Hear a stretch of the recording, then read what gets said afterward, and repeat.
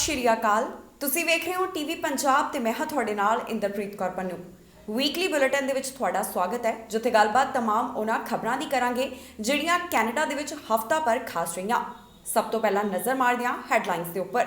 ਬਜ਼ੁਰਗ ਬੀਬੀਆਂ ਤੇ ਸੁੱਟਿਆ ਗੋਰਿਆਂ ਨੇ ਕੂੜਾ, ਹਰਜੀਤ ਸੱਜਣ ਨੇ ਕੀਤਾ ਇਸ ਘਟਨਾ ਦਾ ਵਿਰੋਧ। ਓਪਨ ਵਰਕ ਪਰਮਿਟ ਦੇ ਬਾਰੇ ਆਈ ਤਾਜ਼ਾ ਜਾਣਕਾਰੀ, ਕਿਵੇਂ ਸ਼ਾਮਿਲ ਕਰ ਸਕਦੇ ਪਰਿਵਾਰਕ ਮੈਂਬਰਾਂ ਦੇ ਨਾਮ। ਅੰਤਰਰਾਸ਼ਟਰੀ ਉਡਾਨਾਂ ਦੇ ਵਿੱਚ ਆਏ ਕਈ ਕੋਰੋਨਾ ਪੋਜ਼ਿਟਿਵ ਯਾਤਰੀ, ਜੁਲਾਈ ਮਹੀਨੇ ਅਜਿਹੀਆਂ ਉਡਾਨਾਂ ਦੇ ਵਿੱਚ ਪਹਿਲਾਂ ਨਾਲੋਂ ਵਾਧਾ। ਅੰਤਰਰਾਸ਼ਟਰੀ ਵਿਦਿਆਰਥੀਆਂ ਦੇ ਲਈ ਜਾਣਕਾਰੀ, ਲਗਾਉਣੀਆਂ ਪੈ ਸਕਦੀਆਂ ਨੇ ਆਨਲਾਈਨ ਕਲਾਸਾਂ।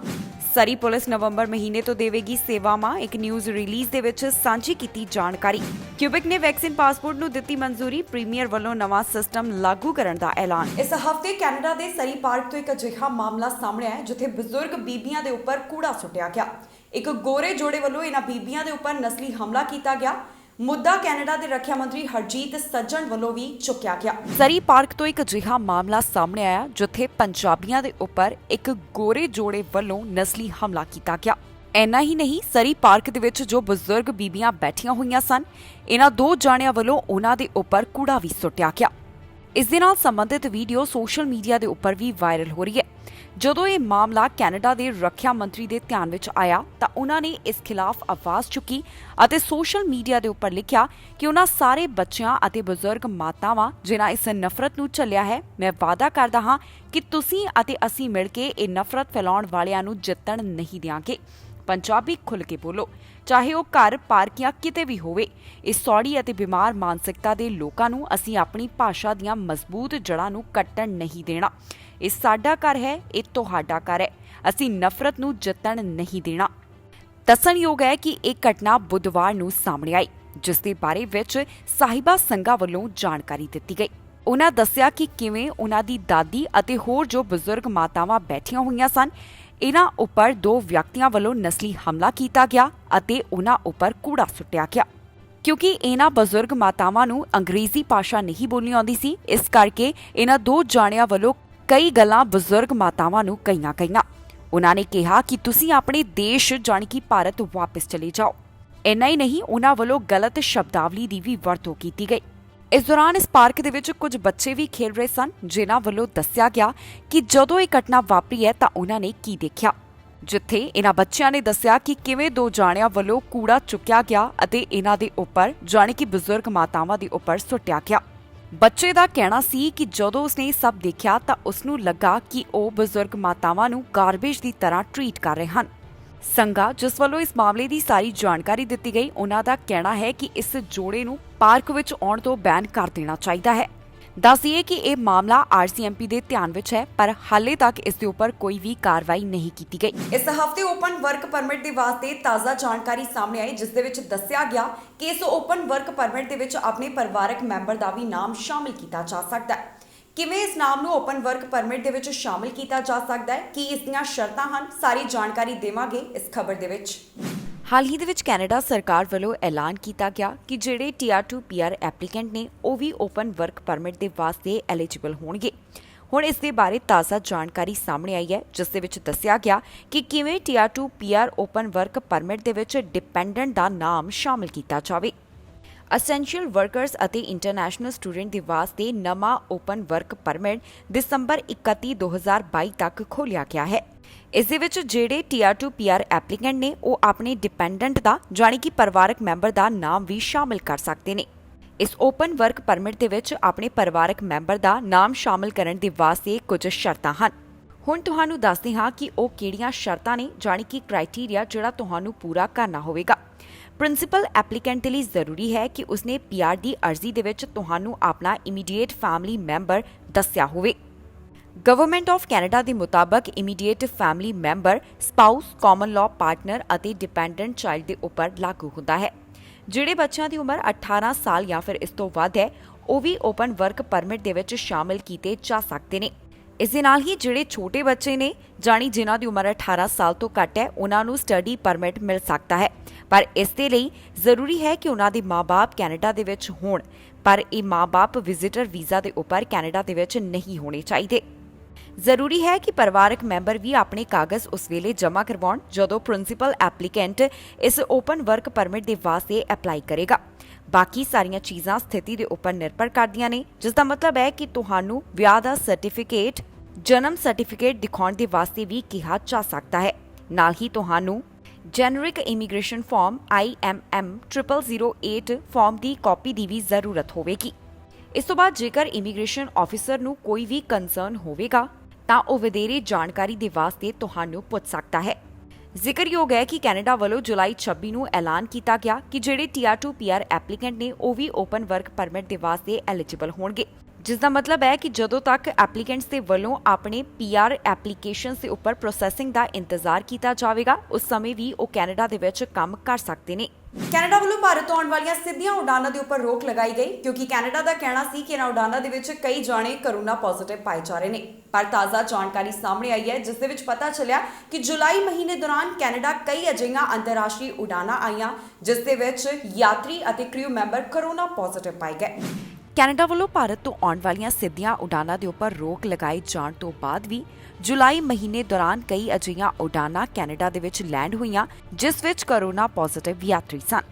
ਇਸ ਬਾਰੇ ਜਾਣਕਾਰੀ ਹੈਲਥ ਕੈਨੇਡਾ ਵੱਲੋਂ ਸਾਂਝੀ ਕੀਤੀ ਗਈ ਹੈ, ਜਿਸ ਵਿੱਚ ਉਹਨਾਂ ਨੇ ਦੱਸਿਆ ਕਿ ਜੁਲਾਈ ਮਹੀਨੇ ਦੌਰਾਨ ਕੈਨੇਡਾ ਵਿੱਚ ਅਜਿਹੀਆਂ 435 ਫਲਾਈਟਸ ਲੈਂਡ ਹੋਈਆਂ, ਜਿਸ ਦੇ ਵਿੱਚ ਪੈਸੇਂਜਰ ਅਤੇ ਕ੍ਰਿਊ COVID-19 ਪੋਜ਼ਿਟਿਵ ਪਾਏ ਗਏ, ਜਦਕਿ ਅਪ੍ਰੈਲ ਮਹੀਨੇ ਦੌਰਾਨ ਇਹ ਗਿਣਤੀ 287 ਦੀ ਸੀ।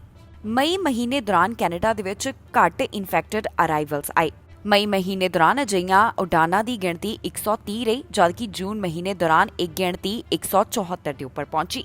ਕੈਨੇਡਾ ਦੇ ਵਿੱਚ ਜੁਲਾਈ ਮਹੀਨੇ ਦੌਰਾਨ ਜੋ ਜ਼ਿਆਦਾਤਰ ਇਨਫੈਕਟਡ ਉਡਾਨਾਂ ਆਈਆਂ ਨੇ ਉਹ ਯੂਨਾਈਟਿਡ ਸਟੇਟਸ ਦੇ ਵਿੱਚੋਂ ਸਨ। ਇਸ ਦੇ ਵਾਸਤੇ ਵੱਡਾ ਸੋਰਸ ਲਾਸ ਐਂਜਲਸ ਰਿਹਾ, ਜਿਸ ਦੀ ਗਿਣਤੀ 21 ਦੱਸੀ ਗਈ ਹੈ। ਇਸ ਤੋਂ ਬਾਅਦ ਡਾਲਸ ਤੋਂ 19, ਡੈਨਵਰ ਤੋਂ 10 ਅਤੇ ਸ਼ਿਕਾਗੋ ਤੋਂ ਅਜਿਹੀਆਂ 9 ਉਡਾਨਾਂ ਆਈਆਂ। ਜੁਲਾਈ ਮਹੀਨੇ ਦੌਰਾਨ ਕੈਨੇਡਾ ਵਿੱਚ ਜੋ US ਤੋਂ ਇਨਫੈਕਟਡ ਟਰੈਵਲਰਸ ਆਏ ਹਨ, ਉਹਨਾਂ ਵਿੱਚੋਂ ਲਾਸ ਐਂਜਲਸ ਚੋਂ 21, ਡਾਲਸ ਚੋਂ 19, ਡੈਨਵਰ ਚੋਂ 10, ਸ਼ਿਕਾਗੋ ਚੋਂ 9, ਐਟਲਾਂਟਾ ਚੋਂ 8, ਹਿਊਸਟਨ ਚੋਂ 7, ਨਿਊਯਾਰਕ ਦੇ ਵਿੱਚੋਂ 6, ਆਰਲਾਂਡੋ ਚੋਂ 6, ਡੈਟਰੋਇਟ ਚੋਂ 5, ਸਿਆਟਲ ਚੋਂ 5, ਲਾਸ ਵੇਗਸ ਚੋਂ 3, ਸੈਨ ਫ੍ਰਾਂਸਿਸਕੋ ਚੋਂ 3, ਵਾਸ਼ਿੰਗਟਨ DC ਚੋਂ 3, ਮਿਨੀਐਪੋਲਿਸ ਚੋਂ 1 ਸਨ।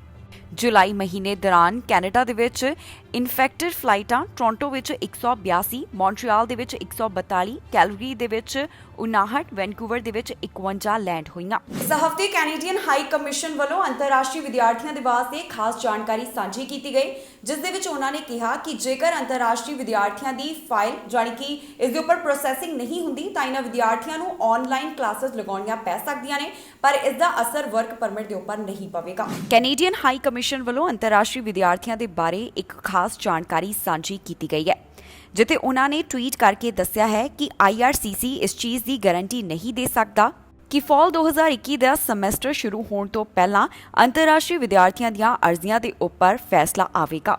ਉਹਨਾਂ ਕਿਹਾ ਕਿ ਜਿਹੜੇ ਵਿਦਿਆਰਥੀਆਂ ਦਾ ਫਾਲ ਸਮੈਸਟਰ ਤੋਂ ਪਹਿਲਾਂ ਸਟੱਡੀ ਪਰਮਿਟ ਅਪਰੂਵ ਨਹੀਂ ਕੀਤਾ ਜਾਵੇਗਾ, ਇਸ ਤੋਂ ਬਾਅਦ ਇਹਨਾਂ ਵਿਦਿਆਰਥੀਆਂ ਨੂੰ ਜੋ ਕੈਨੇਡਾ ਤੋਂ ਬਾਹਰ ਰਹਿੰਦੇ ਹਨ ਆਨਲਾਈਨ ਕਲਾਸਿਸ ਲਗਾਉਣੀਆਂ ਪੈਣਗੀਆਂ। ਇਸ ਸੰਬੰਧੀ ਕੈਨੇਡੀਅਨ ਹਾਈ ਕਮਿਸ਼ਨ ਵੱਲੋਂ ਇੱਕ ਹੋਰ ਟਵੀਟ ਕੀਤਾ ਗਿਆ, ਜਿਸ ਦੇ ਵਿੱਚ ਉਹਨਾਂ ਨੇ ਕਿਹਾ ਕਿ ਇਸ ਦਾ ਕੋਈ ਵੀ ਅਸਰ ਪੋਸਟ ਗ੍ਰੈਜੂਏਸ਼ਨ ਵਰਕ ਪਰਮਿਟ ਦੇ ਉੱਪਰ ਨਹੀਂ ਪਵੇਗਾ, ਜਿਸ ਦਾ ਮਤਲਬ ਹੈ ਕਿ ਜਿਹੜੇ ਵਿਦਿਆਰਥੀ ਆਨਲਾਈਨ ਕਲਾਸਿਸ ਵੀ ਲਗਾਉਣਗੇ ਉਹਨਾਂ ਦੇ ਪੋਸਟ ਗ੍ਰੈਜੂਏਸ਼ਨ ਵਰਕ ਪਰਮਿਟ ਦੇ ਉੱਪਰ ਇਸ ਦਾ ਕੋਈ ਵੀ ਅਸਰ ਨਹੀਂ ਪੈਣ ਵਾਲਾ। ਨਾਲ ਹੀ ਉਹਨਾਂ ਵੱਲੋਂ ਇਹ ਵੀ ਕਿਹਾ ਗਿਆ ਕਿ ਜੇਕਰ ਕਿਸੇ ਵਿਦਿਆਰਥੀ ਨੇ ਇਸ ਸੰਬੰਧੀ ਵਧੇਰੇ ਜਾਣਕਾਰੀ ਹਾਸਲ ਕਰਨੀ ਹੈ ਤਾਂ ਉਹ IRCC ਦੀ ਵੈਬਸਾਈਟ ਦੇ ਉੱਪਰ ਚੈੱਕ ਕਰ ਸਕਦਾ ਹੈ। ਕੈਨੇਡੀਅਨ ਹਾਈ ਕਮਿਸ਼ਨ ਵੱਲੋਂ ਲਗਾਤਾਰ ਕਈ ਜਿਹੜੇ ਸਵਾਲ ਨੇ ਉਹਨਾਂ ਦੇ ਜਵਾਬ ਦਿੱਤੇ ਜਾ ਰਹੇ ਨੇ। ਇਸੇ ਸੰਬੰਧੀ ਜੋ ਵਿਦਿਆਰਥੀ ਆਪਣੇ ਸਟੱਡੀ ਪਰਮਿਟ ਦੇ ਬਾਰੇ ਵਿੱਚ ਜਾਣਕਾਰੀ ਹਾਸਲ ਕਰਨਾ ਚਾਹੁੰਦੇ ਸਨ, ਉਸ ਦਾ ਜਵਾਬ ਵੀ ਕੈਨੇਡੀਅਨ ਹਾਈ ਕਮਿਸ਼ਨ ਵੱਲੋਂ ਦਿੱਤਾ ਗਿਆ ਹੈ। ਸਰੀ ਪੁਲਿਸ ਸਰਵਿਸ ਦੇ ਵੱਲੋਂ ਨਵੰਬਰ ਮਹੀਨੇ ਤੋਂ ਆਪਣੀਆਂ ਸੇਵਾਵਾਂ ਸ਼ੁਰੂ ਕੀਤੀਆਂ ਜਾਣਗੀਆਂ। ਇਸ ਦੀ ਜਾਣਕਾਰੀ ਇੱਕ ਸਟੇਟਮੈਂਟ ਦੇ ਰਾਹੀਂ ਸਾਂਝੀ ਕੀਤੀ ਗਈ ਹੈ, ਜਿਸ ਦੇ ਵਿੱਚ ਸਰੀ ਪੁਲਿਸ ਵੱਲੋਂ ਦੱਸਿਆ ਗਿਆ ਕਿ ਕਿਵੇਂ ਅਤੇ ਕਿੰਨੇ ਆਫੀਸਰਸ ਦੇ ਨਾਲ ਉਹਨਾਂ ਵੱਲੋਂ ਨਵੰਬਰ ਮਹੀਨੇ ਤੋਂ ਸੇਵਾਵਾਂ ਸ਼ੁਰੂ ਕੀਤੀਆਂ ਜਾਣਗੀਆਂ। SPTTC ਵੱਲੋਂ ਸਰੀ ਪੁਲਿਸ ਸਰਵਿਸ ਦੇ ਵਾਸਤੇ ਇਨੀਸ਼ੀਅਲ ਡਿਪਲੋਇਮੈਂਟ ਡੇਟ ਨੂੰ ਮਨਜ਼ੂਰੀ ਦੇ ਦਿੱਤੀ ਗਈ ਹੈ, ਜਿਸ ਦਾ ਮਤਲਬ ਹੈ ਕਿ ਸਰੀ ਪੁਲਿਸ ਸਰਵਿਸ ਨਵੰਬਰ 30, 2021 ਤੋਂ ਜਾਂ ਫਿਰ ਇਸ ਤੋਂ ਪਹਿਲਾਂ ਆਪਣੇ ਅਫਸਰਾਂ ਨੂੰ ਤਾਇਨਾਤ ਕਰ ਸਕਦੀ ਹੈ। SPTTC ਪਾਰਟਨਰਸ ਵਿਚਕਾਰ ਜੋ ਸਮਝੌਤਾ ਹੋਇਆ ਹੈ, ਉਸ ਦੇ ਮੁਤਾਬਕ ਇਸ ਫਾਲ ਦੇ ਵਿੱਚ 50 ਸਰੀ ਪੁਲਿਸ ਸਰਵਿਸ ਦੇ ਅਫਸਰ ਆਪਣੀਆਂ ਸੇਵਾਵਾਂ ਸ਼ੁਰੂ ਕਰ ਦੇਣਗੇ।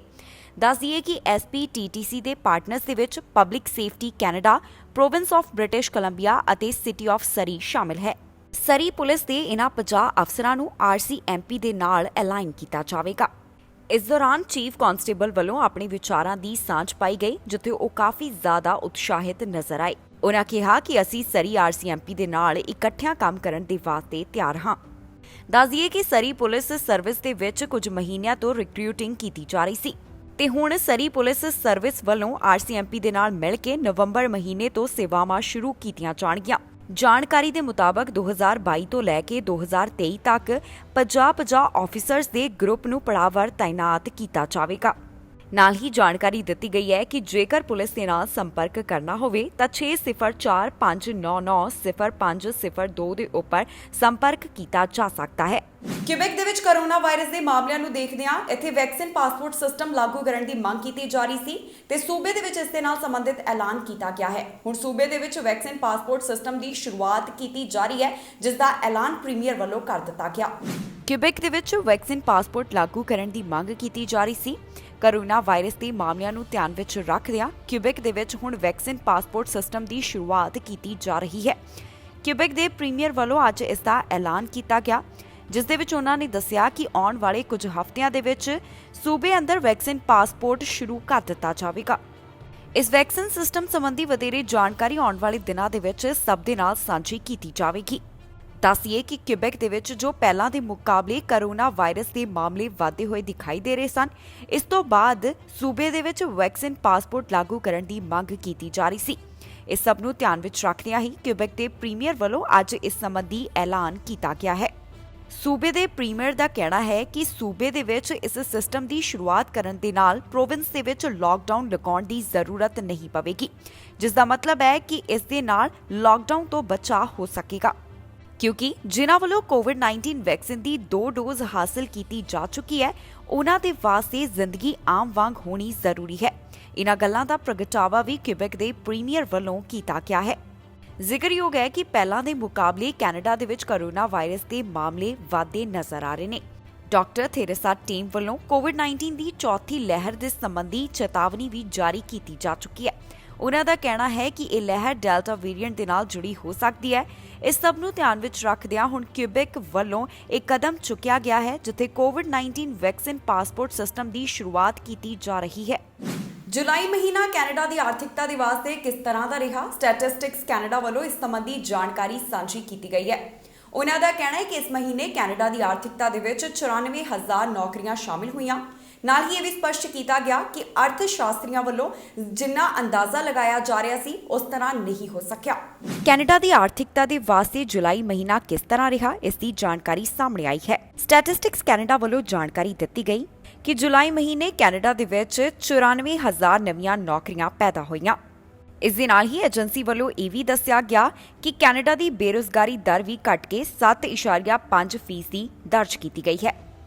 ਜਾਣਕਾਰੀ ਦੇ ਮੁਤਾਬਕ ਸਭ ਤੋਂ ਵੱਧ ਨੌਕਰੀਆਂ ਜਾਣੀ ਕਿ 72,000 ਨਵੀਆਂ ਨੌਕਰੀਆਂ ਇਕੱਲੇ ਓਨਟਾਰੀਓ ਦੇ ਵਿੱਚ ਹੀ ਐਡ ਹੋਈਆਂ ਹਨ।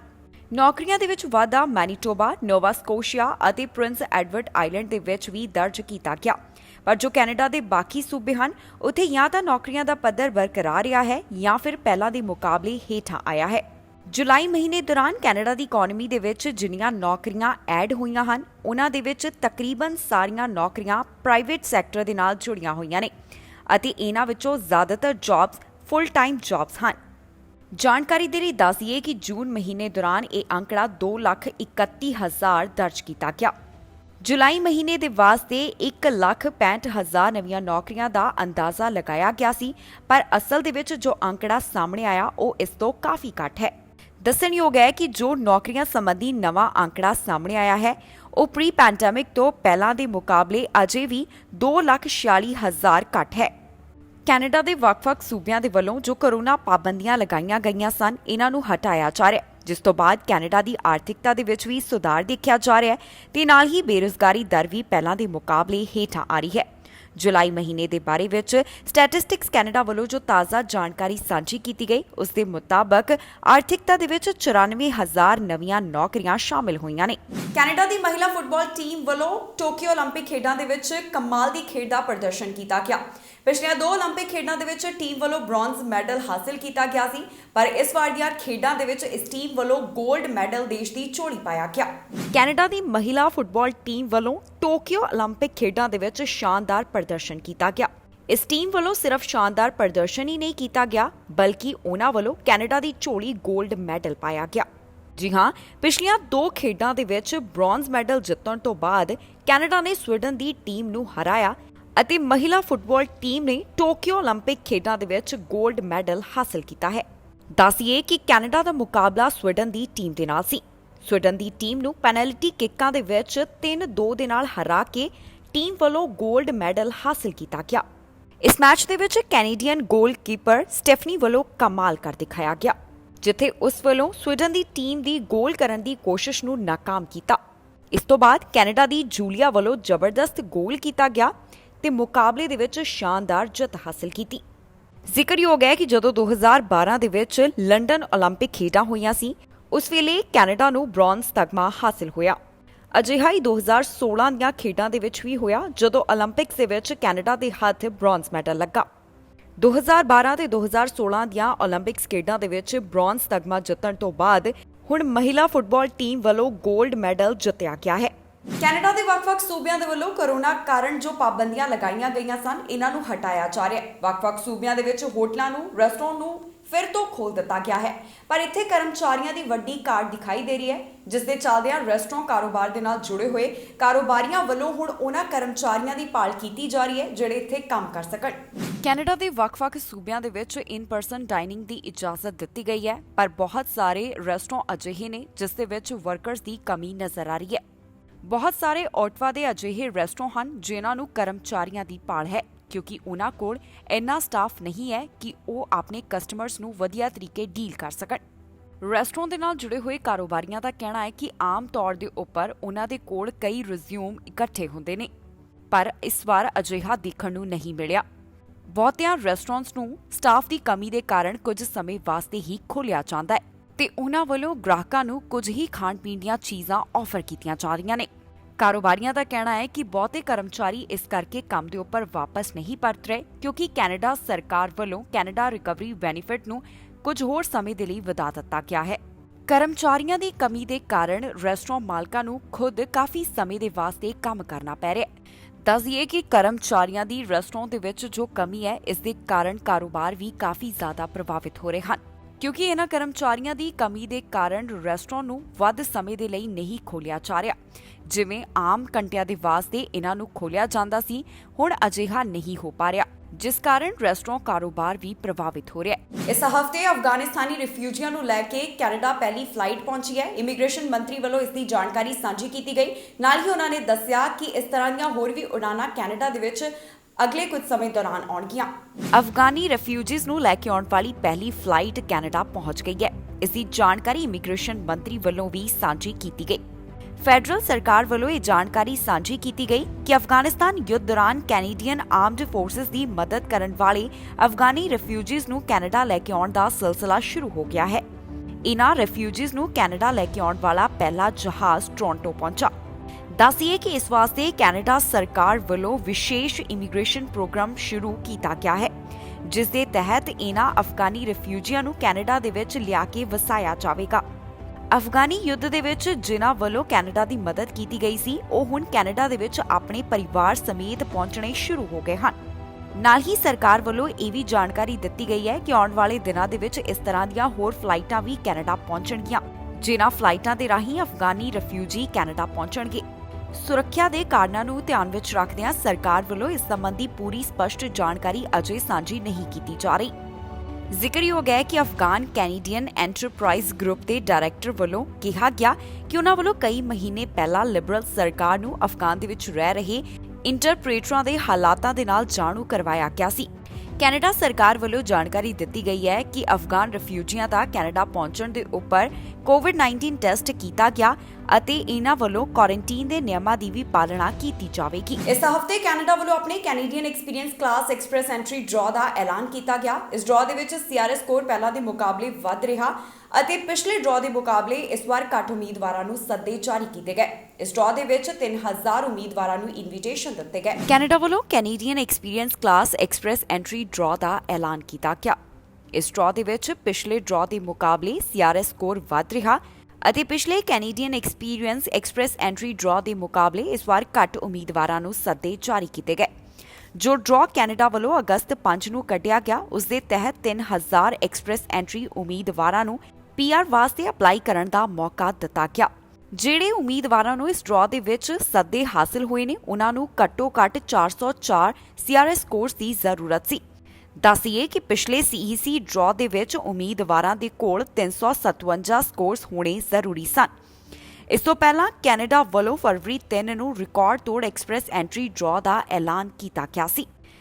ਪਹਿਲਿਆਂ CEC ਡਰਾਅ ਦੇ ਮੁਕਾਬਲੇ ਇਸ ਵਾਰ ਦੇ ਡਰਾਅ ਨੂੰ ਲੋਐਸਟ ਡਰਾਅ ਦੱਸਿਆ ਜਾ ਸਕਦਾ ਹੈ। ਜ਼ਿਕਰਯੋਗ ਹੈ ਕਿ ਕੈਨੇਡਾ ਦੇ ਇਮੀਗ੍ਰੇਸ਼ਨ ਵਿਭਾਗ ਵੱਲੋਂ ਇਹ ਟੀਚਾ ਤੈਅ ਕੀਤਾ ਗਿਆ ਹੈ ਕਿ ਇਸ ਸਾਲ 4 ਲੱਖ ਤੋਂ ਵੱਧ ਇਮੀਗ੍ਰੈਂਟਸ ਦਾ ਸਵਾਗਤ ਕੀਤਾ ਜਾਵੇ, ਜਿਸ ਦੇ ਕਾਰਨ ਵੱਖ-ਵੱਖ ਸੂਬਿਆਂ ਵੱਲੋਂ ਵੀ ਡਰਾਅ ਕੱਢੇ ਜਾ ਰਹੇ ਨੇ। ਜਾਣਕਾਰੀ ਦੇ ਮੁਤਾਬਕ ਇਸ ਸਾਲ ਦੇ ਪਹਿਲੇ ਹਾਫ ਦੇ ਦੌਰਾਨ IRCC ਵੱਲੋਂ 1,43,000 ਨਵੇਂ PR ਦਾ ਸਵਾਗਤ ਕੀਤਾ ਜਾ ਚੁੱਕਿਆ ਹੈ, ਪਰ ਇਮੀਗ੍ਰੇਸ਼ਨ ਵਿਭਾਗ ਵੱਲੋਂ ਜੋ ਟੀਚਾ ਤੈਅ ਕੀਤਾ ਗਿਆ ਉਸ ਨੂੰ ਪੂਰਾ ਕਰਨ ਦੇ ਵਾਸਤੇ ਹਰ ਮਹੀਨੇ 43,000 ਨਿਊ ਕਮਰਸ ਦਾ ਸਵਾਗਤ ਕਰਨਾ ਜ਼ਰੂਰੀ ਹੈ। ਇਸ ਦੇ ਨਾਲ ਹੀ ਜਾਂਦੇ ਇੱਕ ਵਾਰ ਫਿਰ ਤੋਂ ਨਜ਼ਰ ਮਾਰਦੇ ਹਾਂ ਅੱਜ ਦੀਆਂ ਚੋਣ ਦੀਆਂ ਖਬਰਾਂ ਦੇ ਉੱਪਰ। ਬਜ਼ੁਰਗ ਬੀਬੀਆਂ ਤੇ ਸੁੱਟਿਆ ਗੋਰਿਆਂ ਨੇ ਕੂੜਾ, ਹਰਜੀਤ ਸੱਜਣ ਨੇ ਕੀਤਾ ਇਸ ਘਟਨਾ ਦਾ ਵਿਰੋਧ। ਓਪਨ ਵਰਕ ਪਰਮਿਟ ਦੇ ਬਾਰੇ ਆਈ ਤਾਜ਼ਾ ਜਾਣਕਾਰੀ, ਕਿਵੇਂ ਸ਼ਾਮਿਲ ਕਰ ਸਕਦੇ ਪਰਿਵਾਰਕ ਮੈਂਬਰਾਂ ਦੇ ਨਾਮ। ਅੰਤਰਰਾਸ਼ਟਰੀ ਉਡਾਨਾਂ ਦੇ ਵਿੱਚ ਆਏ ਕਈ ਕੋਰੋਨਾ ਪੋਜ਼ਿਟਿਵ ਯਾਤਰੀ, ਜੁਲਾਈ ਮਹੀਨੇ ਅਜਿਹੀਆਂ ਉਡਾਨਾਂ ਦੇ ਵਿੱਚ ਪਹਿਲਾਂ ਨਾਲੋਂ ਵਾਧਾ। ਅੰਤਰਰਾਸ਼ਟਰੀ ਵਿਦਿਆਰਥੀਆਂ ਦੇ ਲਈ ਜਾਣਕਾਰੀ, ਲਗਾਉਣੀਆਂ ਪੈ ਸਕਦੀਆਂ ਨੇ ਆਨਲਾਈਨ ਕਲਾਸਾਂ। ਸਰੀ ਪੁਲਿਸ ਨਵੰਬਰ ਮਹੀਨੇ ਤੋਂ ਦੇਵੇਗੀ ਸੇਵਾਵਾਂ, ਇੱਕ ਨਿਊਜ਼ ਰਿਲੀਜ਼ ਦੇ ਵਿੱਚ ਸਾਂਝੀ ਕੀਤੀ ਜਾਣਕਾਰੀ। ਕਿਊਬਿਕ ਨੇ ਵੈਕਸੀਨ ਪਾਸਪੋਰਟ ਨੂੰ ਦਿੱਤੀ ਮਨਜ਼ੂਰੀ, ਪ੍ਰੀਮੀਅਰ ਵੱਲੋਂ ਨਵਾਂ ਸਿਸਟਮ ਲਾਗੂ ਕਰਨ ਦਾ ਐਲਾਨ। ਖਬਰਾਂ ਦੇ ਇਸ ਬੁਲੇਟਿਨ ਦੇ ਵਿੱਚ ਇੰਨਾ ਹੀ। ਨਵੀਆਂ ਤੇ ਤਾਜ਼ੀਆਂ ਖਬਰਾਂ ਲੈ ਕੇ ਫਿਰ ਤੋਂ ਹਾਜ਼ਰ ਹੋਵਾਂਗੇ। ਫਿਲਹਾਲ ਮੈਨੂੰ ਇੰਦਰਪ੍ਰੀਤ ਕੌਰ ਪੰਨੂ ਨੂੰ ਦਿਓ ਇਜਾਜ਼ਤ ਤੇ ਤੁਸੀਂ ਵੇਖਦੇ ਰਹੋ TV ਪੰਜਾਬ।